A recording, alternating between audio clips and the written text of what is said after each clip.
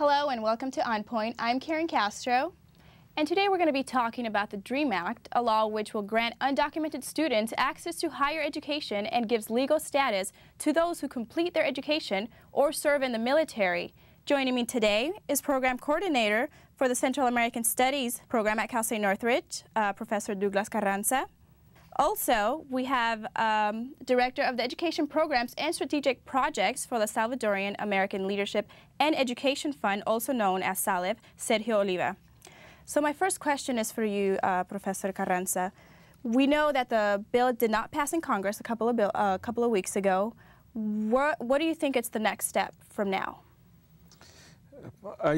Well, first of all, thank you for having me here, and I think it's a very important issue, especially because many of my students were participating in trying to push for this bill. One of the problems is that we really don't know what is going to happen next.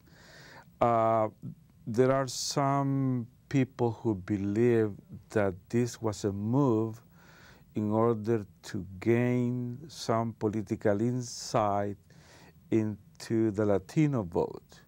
And that is the reason why they think about those issues is that the comprehensive immigration reform is not going to pass, even though it was promised by President Barack Obama. Then the DREAM Act is like a small gift to the Latino community, and it was lost by 4 votes, but the perspective of, again, starting the process, I think is a little bit, not quite good in terms of, even though many people would like to, but there are political realities out there. Now, I know that not all documented students will benefit from the DREAM Act once it is passed. Can you explain some of the guidelines that students have to meet? Well, there are certain, first of all, you have the evaluations and the studies made by those people who are making the policy are looking at how many people will be favored by passing the DREAM Act. The DREAM Act was originally passed in the year 2001, and it was part of a bill of the Department of Defense in order to allow, in order to allow the Department of Defense to have a pool of soldiers from the Latino community. Then there are certain provisions that are very difficult for many of these students to be able to, or young people to be able to pass. For example, they have to complete the high school diploma. Also, they have to be here in the country for at least 5 years. Well, then you have other provisions that will, when you take how many students of Latino background, for example, are attending high school, what is the drop rate of students in the Latino community is really high. I mean, here in California, we have 36% of the Latino students of Latino background dropping the school. Then at the end of the day, even though the numbers that they were playing with is around 2 million people, 2 million young people, but actually with those numbers and with those requirements, it will limit the numbers of students approximately to 800,000 young people. So you think, another of the requirements is you have to be under 35, you also have to enter the country before you were 16, and you have to have no criminal record at all. Do you think these guidelines or qualifications, if you will, are going to exclude a lot of the people that want to go to school? Oh, definitely. Definitely. That is why I was saying that, just that issue of getting the high school diploma. A chunk of people are going to be left out. Then we are talking about 800,000 people approximately.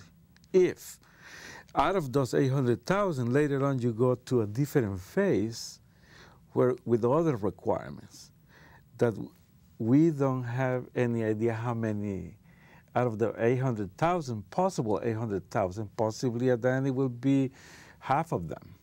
You know, it's a very, difficult issue to respond at this moment. Okay, now I had the opportunity to interview an undocumented student from CSUN. Let's take a quick look of what she had to say.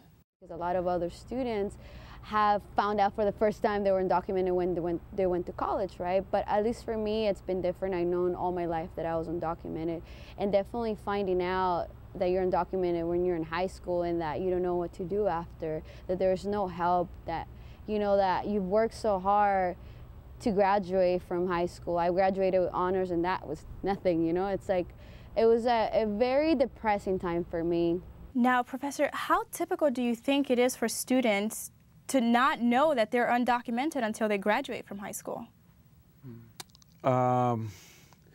It's a very difficult, just the students that you heard, it's a very difficult proposition. To know the difficulties that you are going to confront.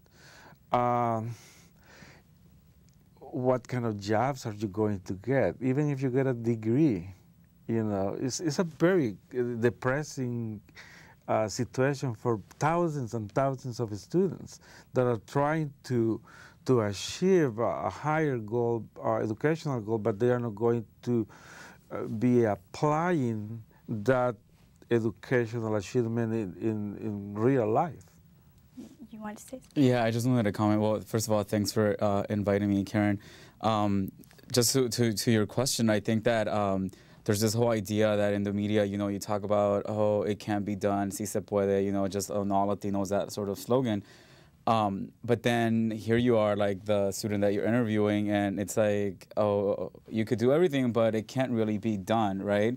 And so it's a harsh reality for a lot of the students to face, but that's why it's important to sort of like demystify this whole idea of what undocumented really means, and so it's really scary. It's a scary situation, but even more so, people like Professor Carranza and his department and other organizations have to really try harder to sort of like get the word out there and inform people what are the sort of tools that are out there for these undocumented students. Because there's been undocumented students that have graduated from college.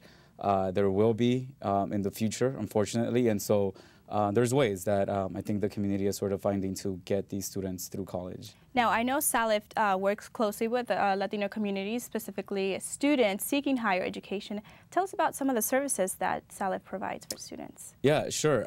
We have a couple of different mentoring programs throughout the LA area that focus primarily on sort of like demystifying higher education for the Latino community, specifically the Central American community. We're located and we do a lot of our work in the Pico Union, Westlake area where, as you might know, it's a really high concentration of Central Americans.